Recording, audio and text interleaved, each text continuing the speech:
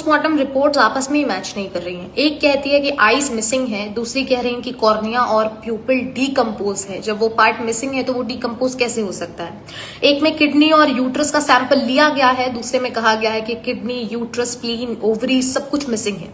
एक रिपोर्ट कह रहे हैं कि बॉडी मिट्टी से सनी हुई थी, दूसरी के लिए जब बॉडी पोस्टमार्टम के लिए जाएगी तो बॉडी बहुत धुलकर और प्लास्टिक में रैप होकर जाएगी। फिर भी दूसरी पोस्टमार्टम रिपोर्ट में ये कहा गया कि बॉडी में मिट्टी लगी हुई थी और बालों में घास पत्तियां फंसी हुई थी। वेल, साइंटिफिक फैक्ट ये भी है कि डेथ के 2-3 घंटे के अंदर मक्खियां जो है डेड बॉडी पे अंडे ले कर देती हैं और 24 घंटे में मैगेट्स भी डेवलप हो जाते हैं। लेकिन मनीषा के केस में मैगेट्स मिले ही नहीं। इसका मतलब है कि डेथ टाइमिंग भी छुपाई गई।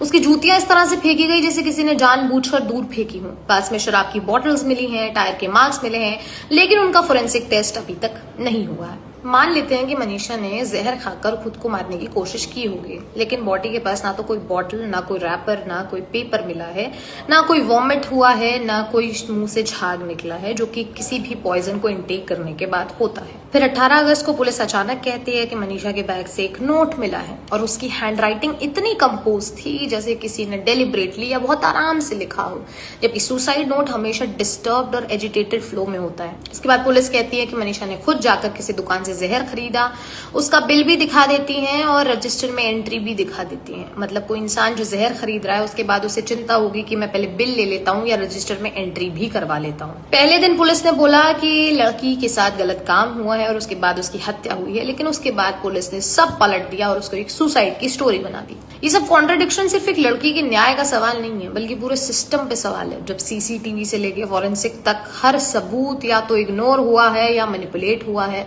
तो मनीषा को इंसाफ कैसे मिलेगा? सोचिए।